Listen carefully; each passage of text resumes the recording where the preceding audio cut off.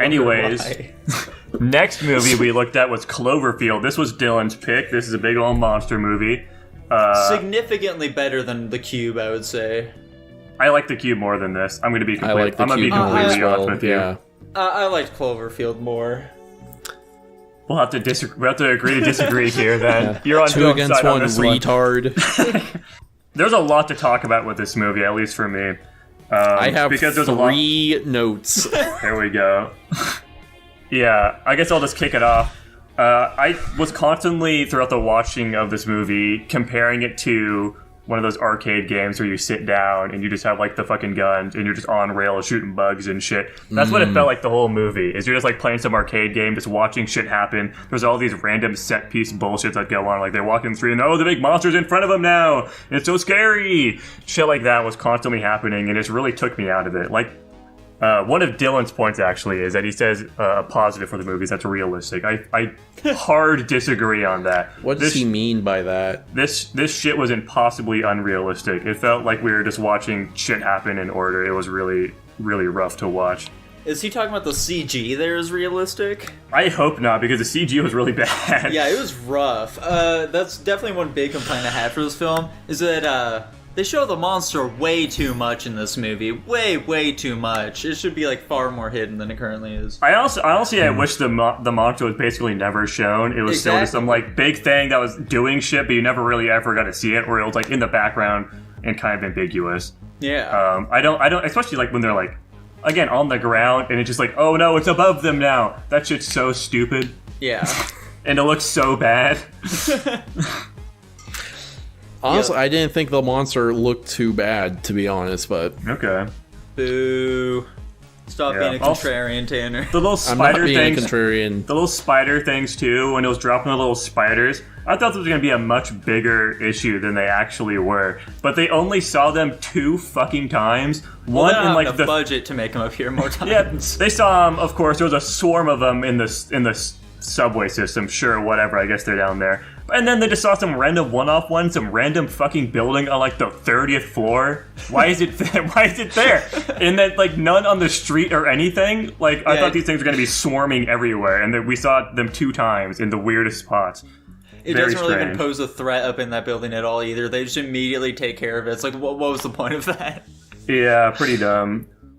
However, the main girl's pretty cute. I'm a big fan of her. Which one? The blonde one? No. Whatever one the cameraman is into. Marla? Sure, whatever. I can't remember any of their names either. Yeah. I thought all the girls in this movie were pretty cute, which was like the point of them. I think they just had a bunch of fucking... So the girl that fucking exploded because she got bit by the parasite. Okay, you're talking about her. She's not the main girl, but... She's main enough. Did you think I didn't consider the main character being the cameraman at all. I thought the main character was the fucking retard that was getting them into those dumbass situations they were following, so he could save his chick that was stuck in some building. Yeah, Nick. Yeah. Sure, whatever his name is. To me, he seemed like the main character. Also, speaking of Nick, this guy's motivations are fucking crazy. Not some random girl. Obviously, he's like head over heels for this chick, but still, there's some apocalypse practically going on. Everything is telling them to get the fuck out of there, and he's gonna go and risk his life to save some girl that's halfway across town in some collapsing building who's bleeding out. And it takes them hours, presumably, to get to her. Hours. And she's not fucking dead. What? And then he gets to save her in the end. I mean, they still die, but like, what? Thankfully. I mean, presumably, we don't know if they're dead. I would imagine they are. They got fucking covered in rubble. Let me just real quick run through my 3 notes. So in the beginning, how long does it take to get to the monster part, actually? Like 20 minutes? Yeah, I was going to say like 15, 20. Yeah.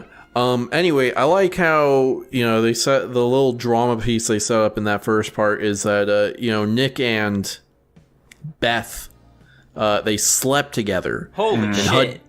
HUD, the cameraman, finds out about this and immediately tells everyone at the party. Yeah, that was pretty funny. I found that funny. Okay, here's a question for you guys based on the premise of this movie. If you guys find yourself in a monster attack, do you go outside? If it's destroying buildings and it's near me, I guess I'd go outside to get the fuck out of there. I don't think. I think I'd stay indoors. I think honestly. I would too, honestly. It would be a really tough call. I'd probably just do whatever the military is recommending me on the TV. Yeah. Maybe. Speaking of the military, they just seem to come in and out of existence constantly. Like, they'd just be walking around, nothing's happening, then suddenly, oh shit, they're sworn by the military! Where did they come from? How did they not notice them earlier? How did they not hear all these fucking tanks and shit approaching them? Yeah, absolutely ridiculous. I think the actual portrayal of the military was cool. I think that was well done. Like, when you actually see, like, military moving down the street, or, like, actually, like, fighting the monsters, I thought that was cool. But, like, when them just, like, randomly appearing out of nowhere and shit, that was pretty fucking retarded. Yeah, that was a bit silly. And then my last note is just, this idea to climb to the roof and cross over to the other building is terrible. Yeah, absolutely. They made it seem, like, super risky, too. It didn't really seem like it was that steep from the camera angles, but, like, they were... I don't know. It's a building that was snapped in half and is resting against another one. Don't do that. Man, yeah, they did literally risk the lives of, like, 4 people and got multiple of them killed just so he could save one chick that he doesn't even know if is alive or not still. Yeah. Rest in peace, HUD, man. He didn't deserve to get bitten in half like that. Yeah. True. That poor guy. Like, fucking props to him, by the way, for hanging onto the camera throughout, like, that entire ordeal. Yeah, no, he was, like, priority number 1. Fuck his life. He's trying to capture and film this happening. Also, impressive battery life on this camera, because they say in this film that it's like this whole ordeal is like 7 hours long. Yeah. And, like, that he has their SD card space for that shit. I mean, it's recording in like 144p.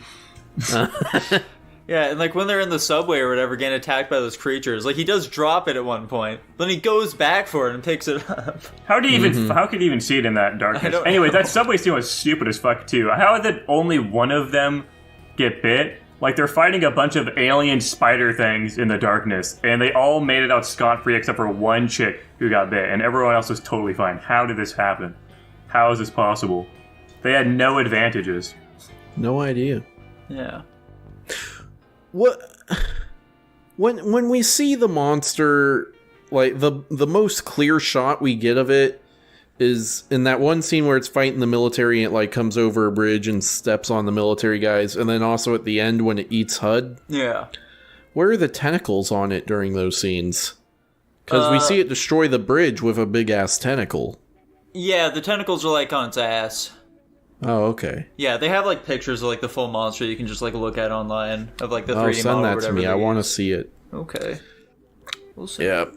Are we going to watch any of the other Cloverfield movies that I think don't really connect to this movie, but they pretend to? I guess if somebody picks them. The second one definitely does a lot more so. The third one, like, it basically is not a Cloverfield movie whatsoever. They basically just, like, tack that on for, like, the brand recognition or whatever to, like, an otherwise movie that's absolutely nothing to do with it. Right. The second one is Cloverfield Paradox? No, that's the third one. The second one was Cloverfield Lane. 10 Cloverfield Lane. Okay. Yeah. Well, apparently this was based on, like, a fucking manga or something. I thought you were going to say it's based on a true story. Yeah, it's based on... Manhattan really was destroyed by a giant monster. Yeah. Why is it always gotta be Manhattan? There's the fucking picture for you. Oh. That's kind of fun. Yeah. My cat is just zipping around the house right now. I don't know if you can see her in the camera. She's just going back and forth, back and forth, back and forth, just hauling ass. She's so If silly. you guys were to make a monster movie similar to this one, what city would you set it in? I said in Tokyo, and there'd be like some big fucking fire-breathing lizard dragon thing taking out the city. Whoa.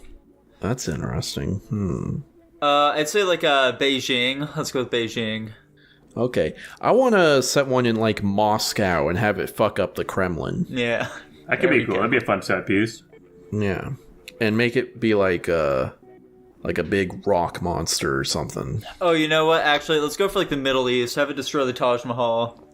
Okay. That's not in the Middle East, but whatever. I want to see a monster pick up Big Ben and throw it. Let me ask you, Nico, where is the Taj Mahal? Middle East. It's not. What country then? No, don't look it up. You should know this, Nico. It's what country is the Taj Mahal? Yes. Oh, okay. I consider that like Middle East. It's in Asia. It's just objectively it's in like Asia. Middle East Asia. It's like that weird middle ground. No, it's just It's so Asia. not. That's always It's how I just picture Asia. in my head. Your mind's picturing it incorrectly, unfortunately. Yeah, It's that weird middle ground between the two, you know. it's not a middle ground though. I personally tend to like lump it more so with the Middle East than Asia, just because like you know. Why? I don't want to say it, Tanner. But No, tell me. I want to know. You know, dude. You know. I'm not gonna. I don't know what you're talking about. I'm not gonna say it at all. You know what I'm talking about, though. I have no idea what you're talking about. I'm genuinely curious. Why do you consider India to be more Middle Eastern than Asian? Well, so my ranking for this movie is C tier. Personally, that's where I think I'm going to be putting it. C tier C tier movie. seems Okay. pretty solid. Okay. Tanner, what say you? I'm giving this one a B+. B plus. Okay, Jesus Christ. I'm giving this one a D plus myself. D? D plus. I thought this movie was really bad. Anyways, oh yeah, Dylan ranked it a B minus. There we go. I guess I was just enjoying the movies this week. Yeah, That's shocking fair. that Dylan had a more reasonable take than you did, Tanner. Damn. Honestly, Both the times. biggest deterrent or detraction from this movie for me is that it's a found footage movie. They display the whole thing as a found footage movie, but because of the first point I made about it seeming like it's all just happening on rails, it just makes it really fucking hard to watch because nothing's believable. And it just makes the whole movie really, really rough, in my opinion. Which is why I ranked it so lowly. Anyways, that puts it at an average of a C+, with two C pluses this week. That's Jesus crazy. Christ, man.